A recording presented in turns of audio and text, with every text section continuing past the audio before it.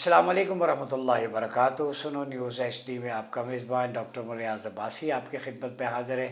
آج بات کریں گے مصنوعی ذہانت قرآنک پرسپیکٹو میں اور اسپریچول اینگل سے۔ یہ بڑا امپورٹنٹ موضوع ہے، مصنوعی ذہانت جسے آرٹیفیشل انٹیلیجنس کہا جاتا ہے۔ چونکہ یہ جدید ٹیکنالوجی کا دور ہے، نت نئی ایجادات، انوینشنز، ان کے دور سے ہم گزر رہے ہیں۔ تو اس میں مختلف قسم کے پوائنٹ آف ویوز آ رہے ہیں۔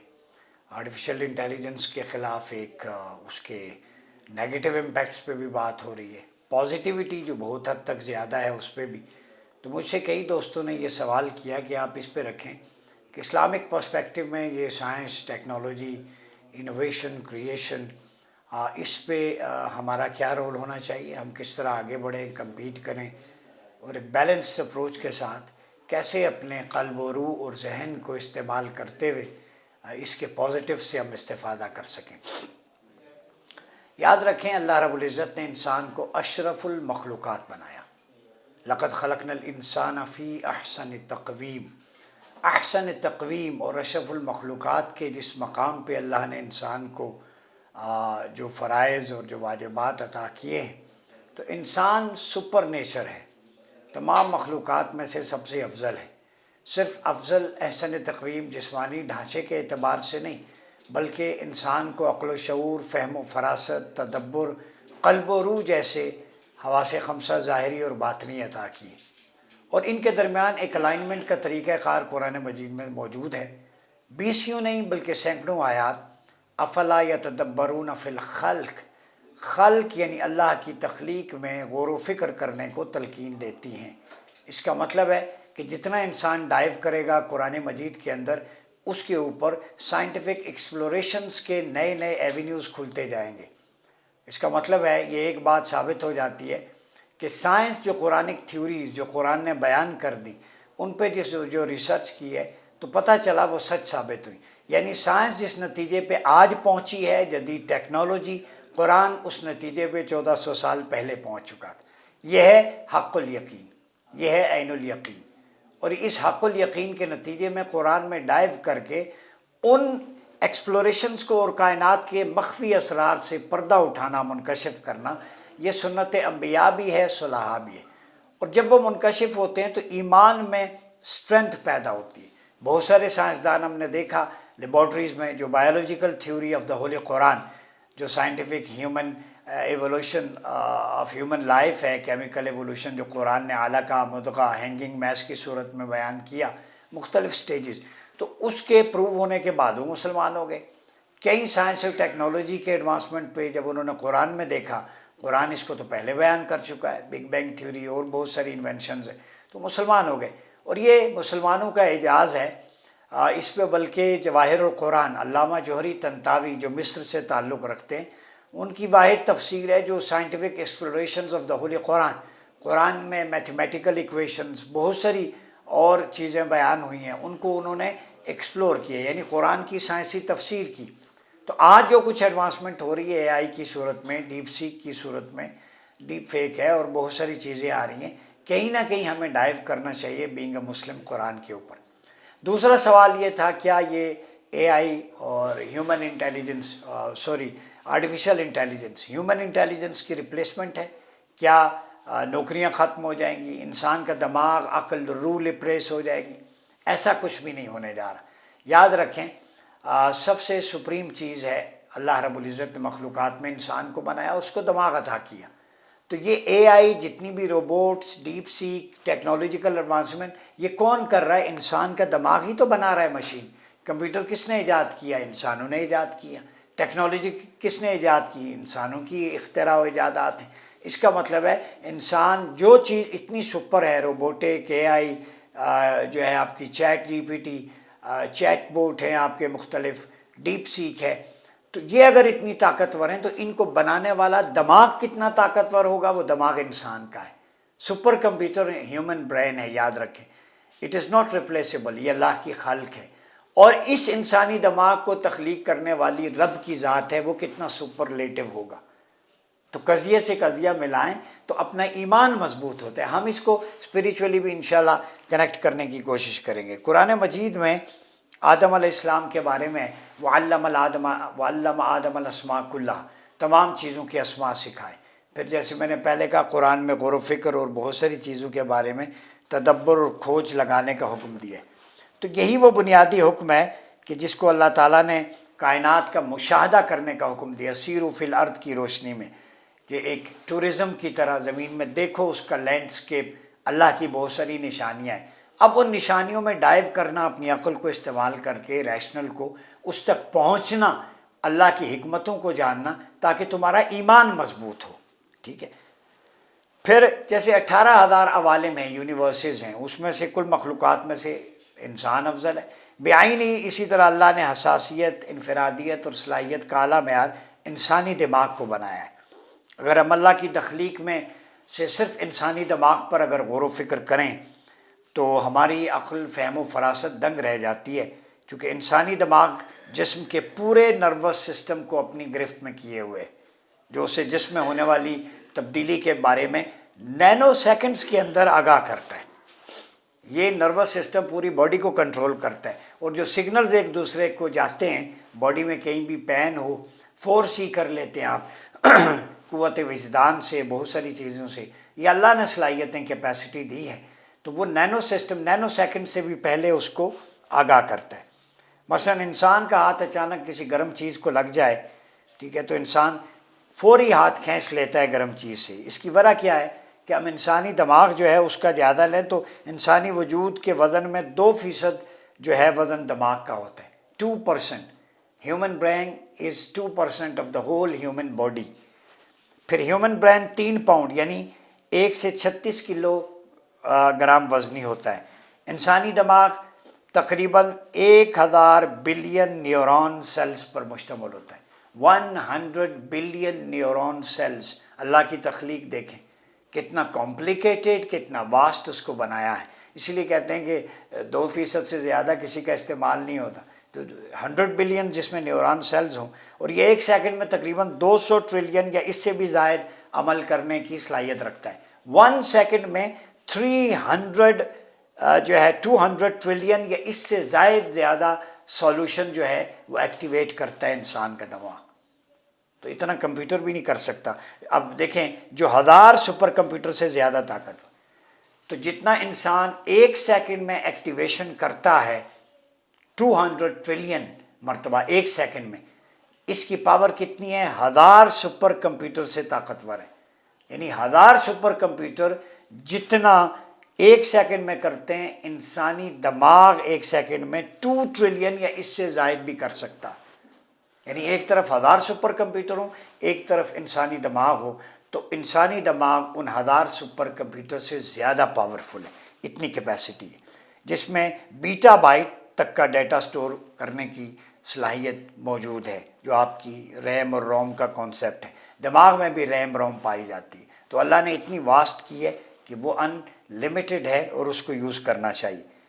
پھر وہ فلیکسیبل ہارڈ ڈسک کی طرح اپنا ڈیٹا کم یا زیادہ بھی کر سکتی ہے اکارڈنگ ٹو پرسپیکٹو۔ جتنا آپ پازیٹیو سوچیں گے ڈیٹے کی پیوریفیکیشن ہوگی، اور اس میں اینٹی وائرس آپ لگائیں گے جو اسلامک پرسپیکٹو میں اللہ اور رسول کی یاد ہے، وہ اتنا ہی پیوریفائی ہوگا، زیادہ سوچے گا۔ تو یہ بنیادی نکات ہیں جو اے آئی کی شروعات کا موجب بنے۔ یعنی اے آئی نے بھی وہ کانسیپٹ ہیومن برین سے لیا جو اللہ رب العزت نے بنایا ہے، اس پہ تحقیق ہوئی، اینیملز کے برین پہ ریسرچ۔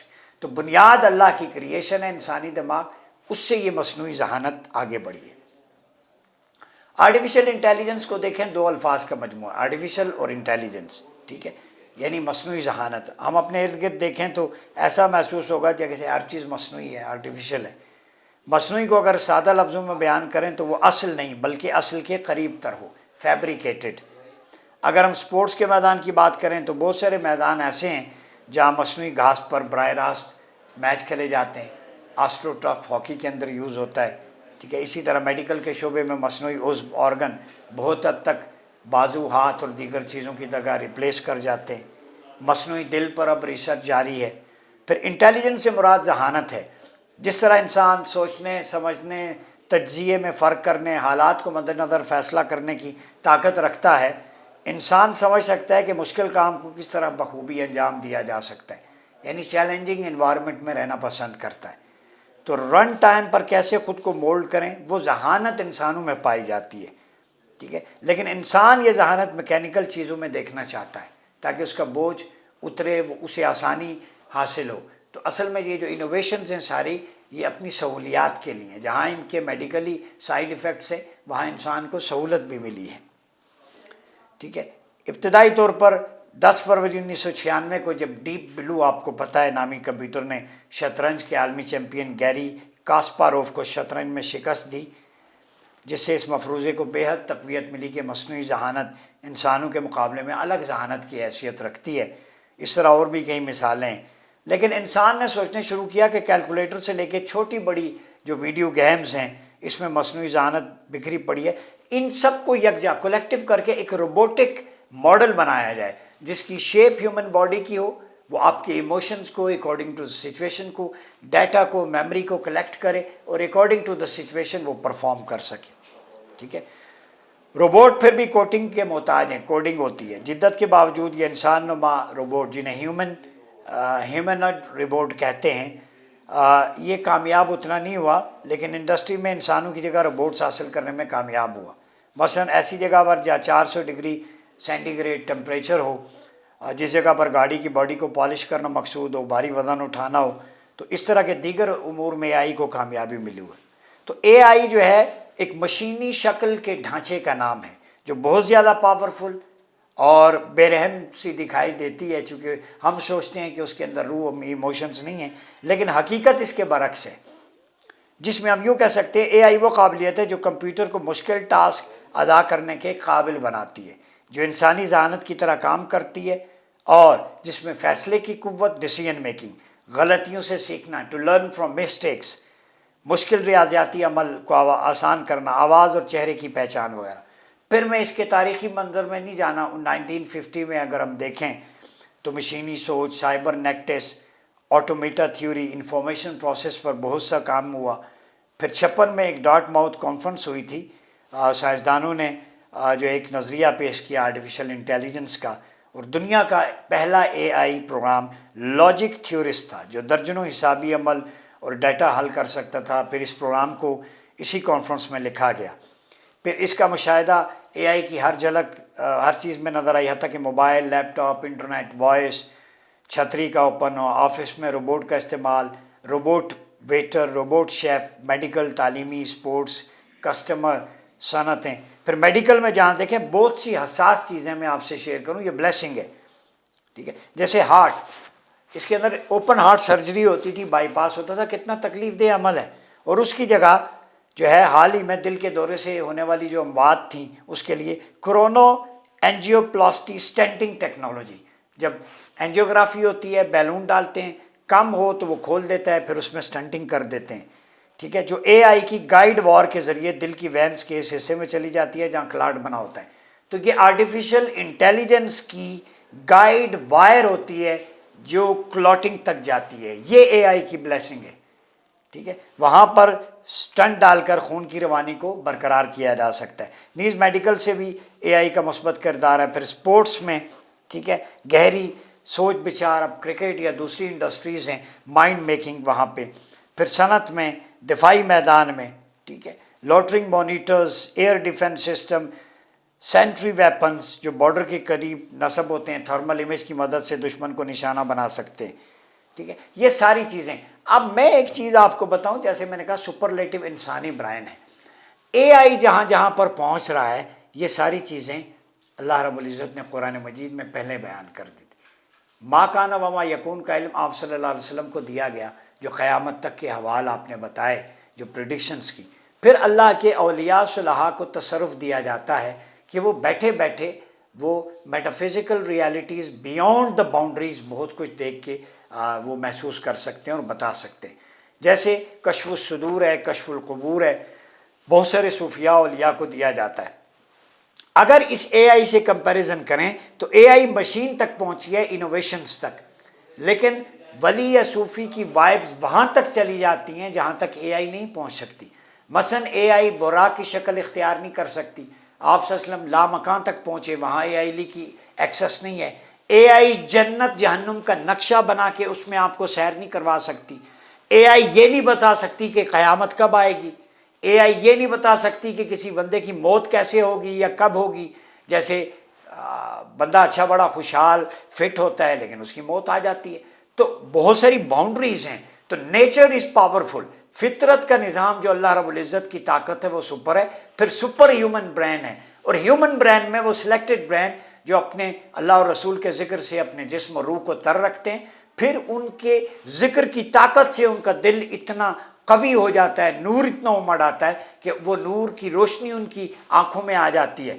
پھر وہ جو پردے ہوتے ہیں اٹھ جاتے ہیں، وہ beyond scientific realities metaphysical world میں داخل ہو جاتے ہیں، اور ان کو وہ مشاہدات کروائے جاتے ہیں۔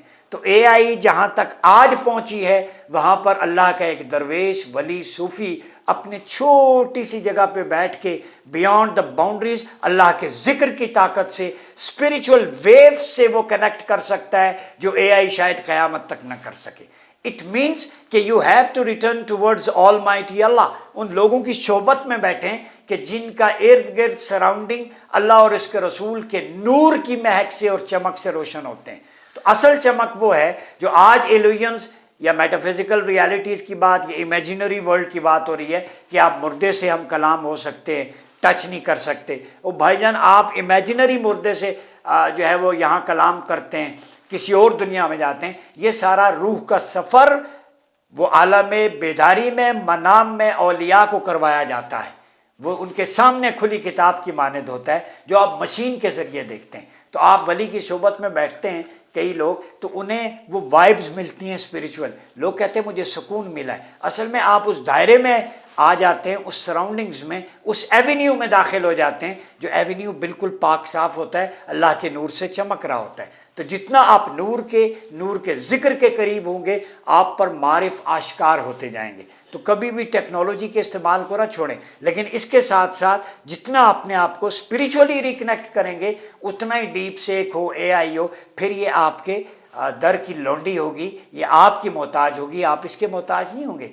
بہت ساری انوویشن۔ تو میں نوجوانوں کو کہوں گا جہاں آپ اس طرف آتے ہیں، قرآن کی وہ ورسز مور دین 200-300 ورسز ہیں جو ڈائریکٹلی سائنٹیفک ایکسپلوریشن کو ایکسپلین کرتی ہیں، اور میں ریکمینڈ کریں گا جواہر القرآن جوہری طنطاوی کی، الکون الانسانیہ، اور اسی طرح دیگر کتابیں ہیں جو قرآن کا سائنٹیفک جو ایک ایکسپلوریشن ہے اور اس کی ایکسپلینیشن ہے وائڈ، وہ بیان کرتے ہیں۔ تو اس میں آپ ڈائیو کریں۔ جن کو سائنس آج ثابت کر رہی ہے، 1400 سال پہلے قرآن ثابت کر چکا ہے۔ میں ڈیٹیل میں نہیں جاتا۔ پگ حرام ہے، اس کے گوشت میں کیلوریز جتنی بھی ہیں یا اس کے اندر کولیسٹرول، آج کی میڈیکل ریسرچ کہتی ہے کہ خنزیر کو اللہ نے جو حرام کیا اس کے پیچھے بھی لاجک اور حکمت ہے۔ وہ اس کے اندر کتنے جراثیم ہوتے ہیں، وائرس ہوتے ہیں، کولیسٹرول کتنا زیادہ ہوتا ہے۔ تو خالق کی حکمتوں کو سمجھیں۔ آج سائنس سمجھنے میں مدد دے رہی ہے، تو بلیسنگ کس کی ہے؟ اہل ایمان کی، کہ اپنا ایمان مضبوط کریں۔ جہاں سائنسدان آج اس پہ تحقیق کر کے ایمان کی دولت سے منور ہو رہے ہیں، مسلمانوں نے اس کتاب کو کتاب ثواب سمجھا، حالانکہ وہ تحقیقی نظر سے اس کتاب کو پڑھیں، آج بھی اس پہ تحقیق کریں، تو ان کا ایمان نہ صرف اور مضبوط ہو بلکہ روحانی منازل بھی طے کر کے وہ کسی مقام پہ پہنچ سکتے ہیں۔ اپنا بہت خیال رکھیے گا۔ اپنا میزبان ڈاکٹر عمر ریاض عباسی کو اجازت دیجیے۔ اللہ حافظ۔